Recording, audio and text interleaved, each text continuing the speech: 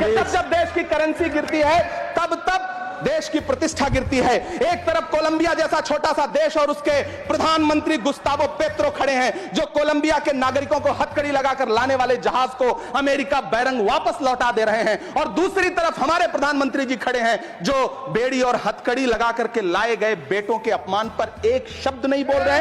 भला कौन संतुष्ट हुआ साहब, इस देश का गरीब मजदूर या आपके उद्योगपति दोस्त? वो जो महाराष्ट्र में लोकसभा और विधानसभा के बीच में 40 लाख मतदाता बढ़ाए गए थे, अरे अमृतकाल सुनते आ रहे थे, ये अमृतकाल इतनी जल्दी समाप्त हो गया, नहीं कर पाइएगा, 7 जन्मों में नहीं कर पाइएगा। तिजारती पहलू निकाल लेता है, मैं कुछ कहूं तो तराजू निकाल लेता है।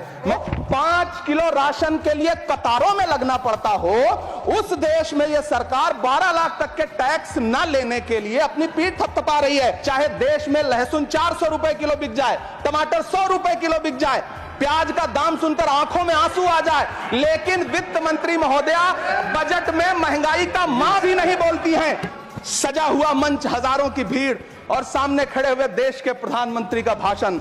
बिहार के भाइयों बहनों, आज मैं बिहार के लिए पैकेज की घोषणा कर रहा हूं। 50,000 करोड़ कर दूं कि ज्यादा कर दूं? अखिलेश भाई, 60,000 करोड़ कर दूं कि ज्यादा कर दूं?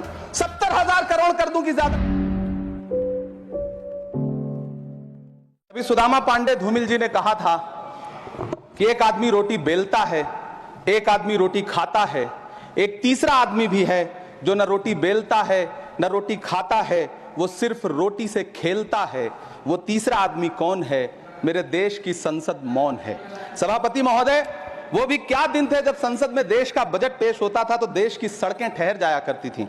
रेल बजट पेश होता था तो लोगों की उम्मीदें रेल के डिब्बों की तरह पटरियों पर दौड़ने लगती थीं। पूरा देश धड़कने रोक करके वित्त मंत्री और रेल मंत्री को सुना करता था। अफसोस, अब बजट पेश हो जाता है, मीडिया चैनल सरकार का महिमा मंडन करते हैं और बेचारी जनता बजट के आंकड़ों के शब्द जाल में उलझी हुई महीनों बाद समझ पाती है कि उसका तो फिर से कट गया। सभापति महोदय, पिछले 2 साल अमृतकालीन बजट पेश किए गए और इस बार एक नई शब्दावली गढ़ी गई है, तुष्टीकरण बनाम संतुष्टीकरण का बजट। सभापति महोदय, सुनने में कितना अलंकारिक लगता है ये शब्द। सोच रहा हूं देश की वित्त मंत्री और प्रधानमंत्री जी से पूछूं कि आखिर किसकी संतुष्टि? जिस बजट में मनरेगा के लिए 1 रुपए की बढ़ोतरी ना हो, वही पुराना 86,000 करोड़, जबकि पहले ही 9,754 करोड़ का घाटा हो, जिस मनरेगा से करोड़ों मजदूरों के घर में चूल्हा जलता हो, उस मनरेगा में काम करने वाले गरीब मजदूरों के लिए अगर आपके खजाने से 1 रुपया भी इजाफी नहीं निकल सका तो भला कौन संतुष्ट हुआ साहब, इस देश का गरीब मजदूर या आपके उद्योगपति दोस्त?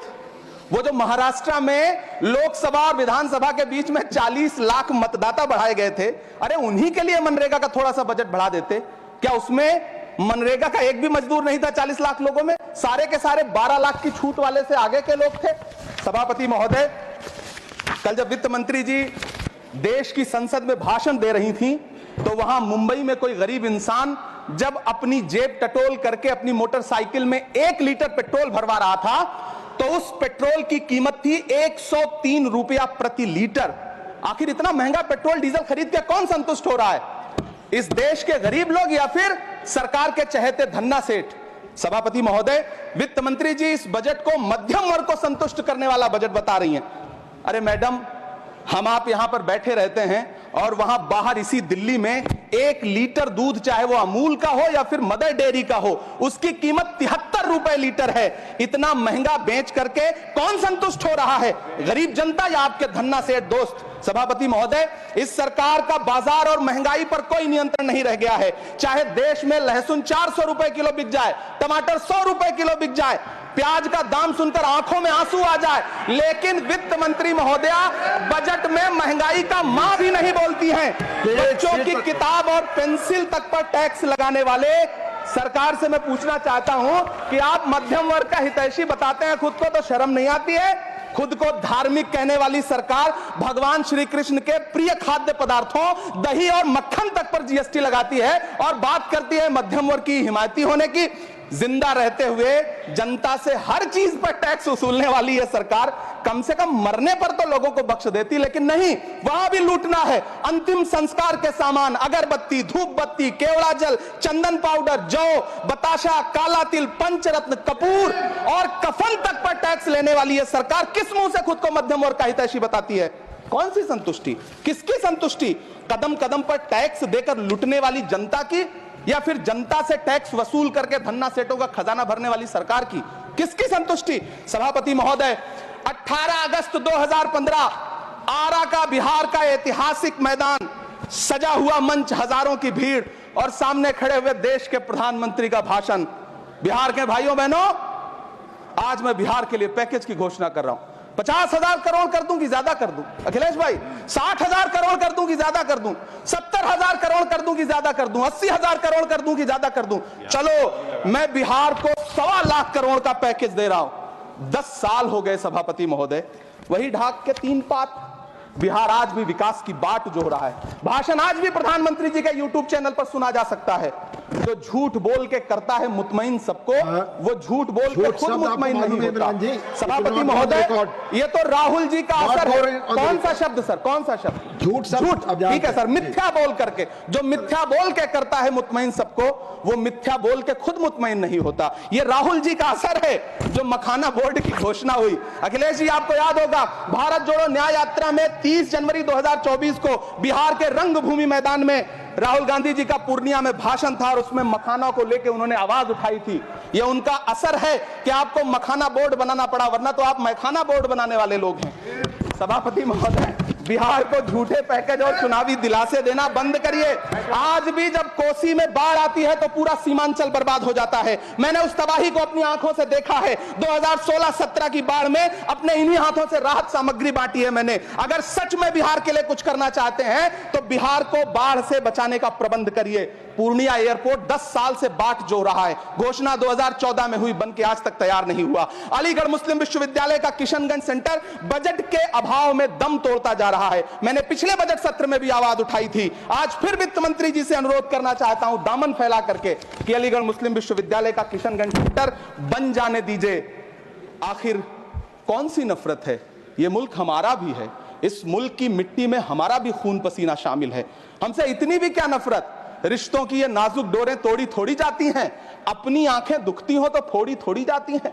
सभापति महोदय, अल्पसंख्यक मंत्रालय का बजट काटकर मौलाना आजाद नेशनल फेलोशिप बंद कर देना, प्री मैट्रिक स्कॉलरशिप बंद कर देना, नई मंजिल योजना बंद करना, धरोहर योजना बंद करना। 2024-25 के बजट में माइनॉरिटी मिनिस्ट्री के लिए 3,183 करोड़ रुपए की घोषणा हुई, लेकिन देश को हैरत होगी कि बाद में समीक्षा करके लगभग आधा कर दिया गया, 1,868 करोड़ रुपए। मैं तो सरकार से पूछना है कि कौन संतुष्ट हुआ? इस देश का अल्पसंख्यक संतुष्ट हुआ या आप संतुष्ट हुए? किसका संतुष्टिकरण? सभापति महोदय, मैं प्रधानमंत्री जी से कहना चाहता हूं कि आप ही ने 1 मार्च 2018 को किंग अब्दुल्ला को, जॉर्डन के किंग अब्दुल्ला को मेहमान बना करके इसी दिल्ली में कॉन्फ्रेंस में कहा था कि मैं मुसलमानों के एक हाथ में कंप्यूटर और दूसरे हाथ में कुरान देना चाहता हूं। कंप्यूटर देने की बात तो छोड़िए, पढ़ाई के लिए जो स्कॉलरशिप मिल रही थी उसको भी छीन लिया आपने। किसको संतुष्ट करने के लिए? हम समझते हैं इस साजिश को। आप माइनॉरिटी मिनिस्ट्री का बजट काटते काटते एक दिन मिनिस्ट्री को ही बंद कर देना चाहते हैं। वो जहर देता तो सबकी नजर में आ जाता, सो ये किया कि हमें वक्त पर दवाएं न दी।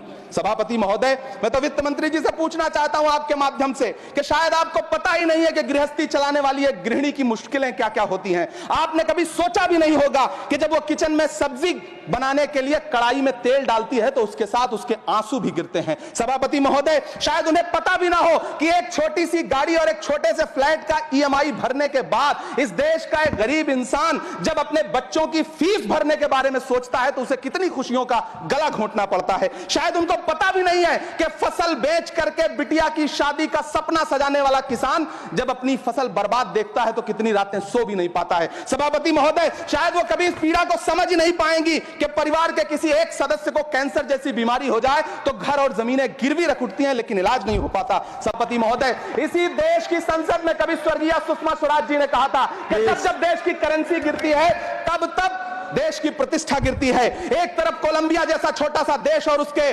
प्रधानमंत्री गुस्तावो पेत्रो खड़े हैं, जो कोलंबिया के नागरिकों को हथकड़ी लगाकर लाने वाले जहाज को अमेरिका बैरंग वापस लौटा दे रहे हैं, और दूसरी तरफ हमारे प्रधानमंत्री जी खड़े हैं जो बेड़ी और हथकड़ी लगा करके लाए गए बेटों के अपमान पर एक शब्द नहीं बोल रहे हैं। सभापति महोदय, मैं इतिहास के पन्ने पलट रहा हूं, मुझे दो किरदार याद आ रहे हैं। एक तरफ निक्सन के 7वें बेड़े की धमकियों के सामने लोहे की तरह अडिग इंदिरा गांधी खड़ी हैं, तो दूसरी तरफ खुद ही नमस्ते ट्रंप का नारा लगाते हुए प्रधानमंत्री जी खड़े हैं। मेरे कानों में सुषमा स्वराज जी की आवाज गूंज रही है। बहुत कम बोलने वाले डॉक्टर मनमोहन सिंह ने बहुत ज्यादा बोलने वाले प्रधानमंत्री जी को जब देश की बागडोर सौंपी थी तो $1.58 का था, आज 85 से 87 के बीच में झूल रहा है। इन दिनों रुपए की अहमियत गिरती है तो न तो देश की प्रतिष्ठा गिरती है, ना प्रधानमंत्री की गरिमा। जिस देश में 80 करोड़ लोगों को 5 किलो राशन के लिए कतारों में लगना पड़ता हो, उस देश में यह सरकार 12 लाख तक के टैक्स न लेने के लिए अपनी पीठ थपथपा रही है। हुकूमत इस कदर आवाम पर एहसान करती है, ये आंखें छीनती है और चश्मे दान करती है। सभापति महोदय, महाराष्ट्र का भिवंडी हो, मालेगांव हो, इचलकरंजी हो, यूपी का बनारस हो, मुआयमा हो, मुबारकपुर हो, रांची का छोटा नागपुर हो, बिहार का भागलपुर हो, हर जगह बुनकरों की उम्मीदें तोड़ रही हैं, लेकिन इस सरकार के पास उनके लिए कुछ भी नहीं है। मुरादाबाद का पीतल उद्योग, कानपुर का चमड़ा उद्योग, सहारनपुर का लकड़ी उद्योग, फिरोजाबाद का चूड़ी उद्योग, अलीगढ़ का ताला उद्योग, सब सरकारी प्लानिंग से तबाह हो रहे हैं। इन तमाम के बीच सरकारी सपोर्ट से बस एक उद्योग फल फूल रहा है, नोएडा का नफरत उद्योग। सभापति महोदय, जिस देश में 40 से 45% मेडिकल फैकल्टी की सीट खाली हो, वहां बजट में 75,000 नए मेडिकल सीट्स का ऐलान हो रहा है। सरकार बहादुर, कम से कम इस देश के पढ़े लिखे युवाओं को तो मूर्ख समझना बंद करिए। वो अब तिजारती पहलू निकाल लेता है। पहले 7500 मेडिकल सीट्स बाद में बनाइएगा, पहले जो एम्स में 2161 पद खाली पड़े हैं उनको तो भर दीजिए। वो अब तिजारती पहलू निकाल लेता है। मैं कुछ कहूं तो तराजू निकाल लेता है। मैं इसलिए भी तेरे फन की कद्र करता हूं तो झूठ बोल के आंसू निकाल लेता है। सभापति महोदय, फिर झूठ आया है, मैं उसे मिथ्या कर दे रहा हूं। शायरी में बार बार आ जाता है, क्या करूं महोदय। काश ये बजट, सभापति महोदय, वो एक शब्द मैं मिथ्या कर दे रहा हूं सर, वो एक शब्द को हटा दीजिए। ध्यान रखें, ऐसे जो भी शब्द होंगे आपके भाषण में सभापति महोदय, काश ये बजट बीपीएससी के पेपर लीक की शिकायत करने वाले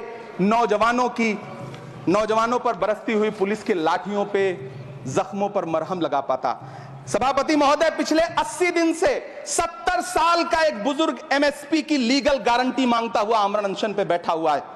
काश ये बजट किसान नेता जगजीत डल्लेवाल की टूटती हुई सांसों की पीड़ा सुन पाता। काश ये बजट प्रतियोगी परीक्षाओं की तैयारी के लिए दिल्ली, कोटा, पटना, अहमदाबाद जैसे शहरों में, इलाहाबाद जैसे शहरों में किताबों के साथ गल रहे युवाओं के सपनों को जिंदगी दे पाता। काश ये बजट वंदे भारत के सुनहरे विजुअल के बजाय देश की गरीब जनता को कुछ और पैसेंजर ट्रेनें दे पाता। काश ये बजट सीनियर सिटीजन को ट्रेन टिकटों में मिलने वाली रियायतें वापस लौटा पाता, जिनको सरकार ने कोविड के नाम पे छीन लिया था। काश ये बजट किसानों की राह में कीले नहीं बल्कि कालीन बिछाने वाला बन पाता। काश ये बजट सरकारी मालिकों को यह समझा पाता कि नेहरू को कोसने से अर्थव्यवस्था नहीं सुधरेगी, उसके लिए डॉक्टर मनमोहन सिंह साहब की अर्थ नीति अपनानी पड़ेगी। पिछले 11 साल से नेहरू जी को कोस रहे हैं, आखिर कब तक कोसिएगा? थोड़ा पंडित नेहरू जी के बारे में पढ़िए, तब पता चले कि पंडित नेहरू की शख्सियत का नाम है। दुनिया का पहला ऐसा राजनेता जिसने अपनी जिंदगी की आजादी के लिए, देश की आजादी के लिए 3259 दिन अंग्रेजों की जेल में बिताए। पंडित नेहरू एक ऐसे महान शख्स जिनके पिता पंडित मोतीलाल नेहरू, जिनकी बहन विजय लक्ष्मी पंडित, जिनके बहनोई पंडित रंजीत सीताराम, जिनकी बेटी इंदिरा गांधी, जिनके दामाद फिरोज गांधी, सब ने अंग्रेजों से लड़ते हुए स्वतंत्रता आंदोलन में जेल काटी। आप किस मुंह से उनकी लकीर छोटी करने की बात करते हैं? नहीं कर पाइएगा, 7 जन्मों में नहीं कर पाइएगा, क्योंकि जिस्म की मौत कोई मौत नहीं होती है। जिस्म मिट जाने से इंसान नहीं मर जाते, धड़कने रुकने से अरमान नहीं मर जाते, सांसें थम जाने से ऐलान नहीं मर जाते।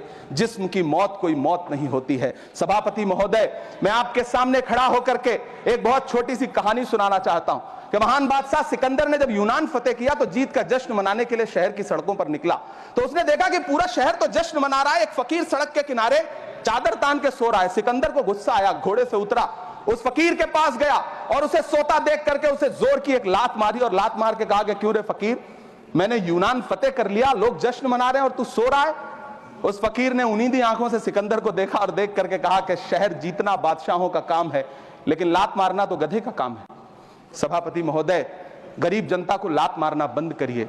यह अमीरों के लिए बनाया गया बजट है, यह निराशाजनक बजट है। हम अमृतकाल सुनते आ रहे थे, यह अमृतकाल इतनी जल्दी समाप्त हो गया कि अब अमृतकाल का कोई नाम तक नहीं लेना चाहता है। इसलिए मैं इस सदन में खड़ा होकर के देश की वित्त मंत्री महोदया से कहना चाहता हूं कि आपने अल्पसंख्यकों के बजट में जो कटौती की है उसको बहाल करिए। आपने मनरेगा को जो स्थिर रखा है उसका घाटा 9,754 करोड़ है, कम से कम उतना बढ़ा करके फिर से उसे बहाल करिए। नौजवानों के लिए रोजगार दीजिए, किसानों को एमएसपी की लीगल गारंटी दीजिए। यही मैं आपसे अपील कर रहा हूं। खबरों में बने रहने के लिए फोरम 4 को सब्सक्राइब करें और नोटिफिकेशन पाने के लिए बेल आइकन दबाएं।